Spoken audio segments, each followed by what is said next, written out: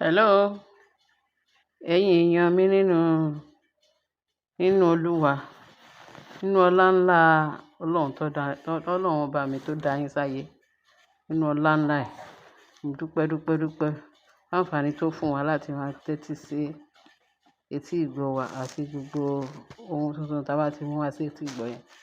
Etí wa máa gbọ́ rè o. Ẹ ǹlẹ́ o, ẹ ṣé gan-an ni tẹ́ fi ń tẹ́tí sí mi. Mo máa tún gbé mi ìdí tuntun tó máa tún rí. Wọ́n ní kábíyèsí, Olúbàdàn, wọ́n pe kábíyèsí, wọ́n pè sákíyèsí. Ó dàbí ìgbà tó ń wọ̀n ni, tó tún fún advice. Kò jọ wọ́n ní kò jọ advice. Wọ́n ní wọ́n pè sákíyèsí pé ṣe rí, wọ́n ní ìyàwó tẹ ní sọ́wọ́ tẹ ẹ̀ bá dùn ẹ̀, tẹ lérò pé kìíní tẹ́lẹ̀ nìyẹn o. Tẹ lérò pé bóyá ìyàwó ṣá. It's not ìyàwó ṣá ò kí dẹ̀ ṣe ìyàwó pé wọn kàn fẹ́. Tí ìjà bá dé ká ṣùgbọ́n mi sí omi ọ̀tọ̀. Wọ́n ní kò rí bẹ́ẹ̀ rárá. This time around, tẹ fẹ́ reconcile. Pé Ọlọ́run ló fẹ́ bẹ́ẹ̀ o. Ọlọ́run ló fẹ́ bẹ́ẹ̀ pé kẹ́ reconcile. Pé Ọlọ́run pé dídé tí Dàmọ́bí fẹ́ dé sínú ayé yín báyìí, pé ó fẹ́ wá pẹ̀lú glory ńlá. Pé Ọlọ́run sọ pé ó máa wá pẹ̀lú glory ńlá. Pé glory ńlá yẹn tó dẹ̀ ń wá kedere, òun là ń fojú rí tá dẹ̀ fetí gbọ́. Wọ́n lọ́mọ yẹn gbé glory, heavy glory, tó jẹ́ pé kò sí nǹkan tó lè yẹ. Kì í ṣe glory tí wọ́n lè máa yọjú pé àbí bẹ́ẹ̀ ni àbí glory àbí bẹ́ẹ̀. Pé ẹ máa wo gbogbo fìrífìrí nǹkan tó ń ṣẹlẹ̀. Wọ́n ní kí kábíyèsí jọ nínú agbára Ọlọ́run. Pé kó máa, pé bí àsìkò tí Naomi fẹ́ dé sí, pé kó handle ẹ̀ well. Torí is a vessel of God. Vessel tí èèyàn ò lè fọwọ́ pa tó dà lójú. Òun lọ́lọ́run tó fẹ́ gbé kalẹ̀ sí ààfin ọba ní ọ̀dọ̀ yín. Ìyẹn Ọjájá. Ọba Ìbàdàn ló ń sọ bẹ́ẹ̀ o. Olúbàdàn. Wọ́n dàbí pé wọ́n kìlọ̀ fún kábíyèsí. Pé kó má fi ṣeré rárá o, kó handle ẹ̀ gidi gan. Kó dì mú dáadáa, kó má jẹ́ kó bọ́ lọ́wọ́ ẹ̀. Pé kó dẹ̀ ní bọ́. Pẹ̀lú bó ṣe fẹ́ padà wá yìí. Kó gbé glory dání. Glory ẹ̀ yẹn ló máa tún gbogbo ààfin ṣe. Gbogbo mistake tí Ọọ̀ni ti ṣe, tí gbogbo àbàṣà tán ti ṣe, tán ti pollute palace. Wọ́n ní glory bíbà ńlá Ọlọ́run gbé sí Naomi lára. Pé ó ń gbé bọ̀ o. Ó ń gbé bọ̀ gidi gan. Nínú ìtẹ́ ẹ̀ níyẹ̀ o. Kì í ṣe pé ẹ bá máa yiri ẹ̀ o. Kábíyèsí wọ́n sọ fún un. Wọ́n ní àti pé bó tún ṣe wà kẹ́ tún tẹ́tí kẹ́gbọ́. Nǹkan tí ọba Olúbàdàn sọ. Ó tún ní ṣé rí Naomi. Pé ṣé mọ̀ pé ó yìí ní court case. Ṣé rí court case yẹn? Mo fẹ́ kí kábíyèsí ọba Ifẹ̀ kó wá make it official. Kó make Naomi gẹ́gẹ́ bí official. Ènìyàn ọ̀tọ̀, ènìyàn Ọlọ́run. Ó ní glory tó gbé wá yẹn o. Ó ní official ni kó make it. Because bí ẹ̀yin kábíyèsí ṣe wà, kábíyèsí Ọjájá, bó ṣe wà yẹn Ọọ̀ni. Pé glory tó wà lórí Ọọ̀ni. Pé torí ẹ̀ ló ń ṣe máa jẹ́ ọba títí. Ọba lọ́la, ọba títí ayé, ọba ayé àìnípẹ̀kun. Ó ní glory tó Ọlọ́run gbé fún àwọn ọba. Ọlọ́run rí lè yàn yín, ó fẹ́ yín. Òun ló ṣe ní pé ẹ̀yin gangan ni ó tọ́ sí, lọ́ba tọ́ sí. Gbogbo ayé dẹ̀ ń wárí fún yín gẹ́gẹ́ bí ọba. Bákan náà ni kẹ́ fi influence tí àbí kẹ́ fi position tí yín kẹ́ fi wé ti olórí. Ẹ gbọdọ̀ kàn ní kẹ́ support ẹ̀.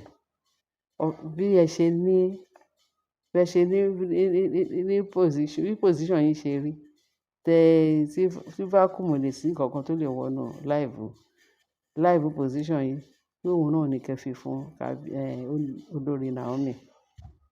pé is a vessel of God, is a woman of God, pé kẹ́ respect ẹ̀, kẹ́ fi ọ̀wọ̀ yẹn náà kàn fi wọ̀, pé níbikíbi tí wọ́n bá ti rí olórí Naomi, kán máa rí dànsákì ọba lára ẹ̀. Kò gbọ́dọ̀ tún lọ sí ó máa lọ lóòótọ́ pé ó máa lọ ó ní court case tó bá débẹ̀. Wọ́n gbọ́dọ̀ fún ní official, make her an official woman.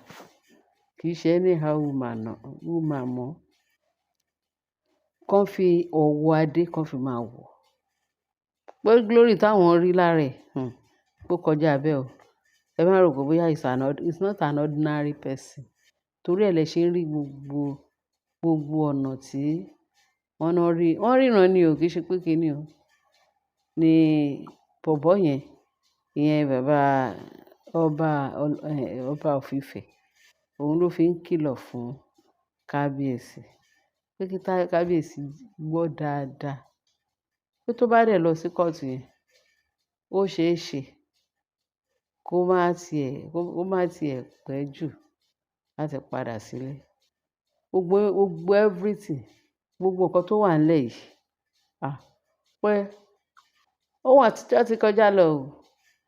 Ní nǹkan táwọn rí yìí, nǹkan tó ń rí ní ara Naomi báyìí, tí wọ́n ti ríran fún Naomi báyìí, pé kí wọ́n máa gbé ọ̀wọ̀ everywhere, kó wọ̀ ọba kó máa wà lára ẹ̀. Ọ̀wọ̀ ọba, bó ṣe wà lọ́wọ́ ara kábíyèsí náà ló wà lára Naomi fúnra ẹ̀.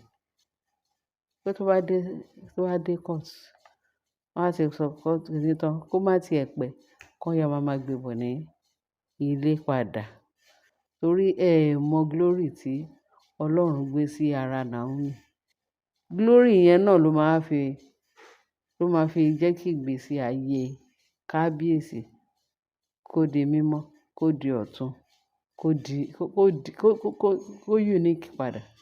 Because àwọn oníṣẹ́ èṣù wọ́n ti pollute ààfin yẹn.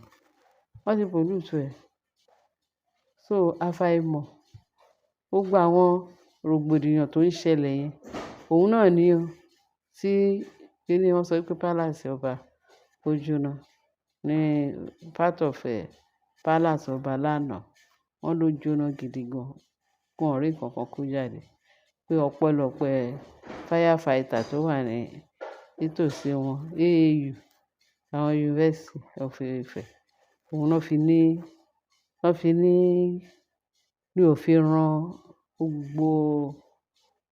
gbogbo àdúgbò ìyẹn lánàá yẹn. So pé kéèyàn ti ibi ìṣáná kíyèsí òògùn, wọ́n ti ba palace ọba jẹ́, wọ́n ti pollute ẹ̀. Pé Naomi ni ẹni tọ́lọ́run rán wá. This second chance tó ń bọ̀, second time, kí kábíyèsí handle ẹ̀ dáradára. Kó handle Naomi dáadáa. Pé ó gbé ògo bọ̀ nínú ilé yẹn. Ó gbé ògo bọ̀ pé kó má fi ọwọ́ yẹpẹrẹ, àfojú yẹpẹrẹ wo Naomi. Kì í ṣe Naomi tó ń bọ̀ second, pé full glory ló gbé jáde. Tọ́lọ́run fẹ́ fi jẹ́ kó wá bẹ ààfin wò. So ẹ̀yin èèyàn wa, kábíyèsí ti sọ Oníbàdàn of Ìbàdàn. Nílùú Ìbàdàn wọ́n lóun ló pe kábíyèsí. Wọ́n jẹ́ iṣẹ́ yẹn fún. Pé kábíyèsí, Ọlọ́run á ran kábíyèsí lọ́wọ́.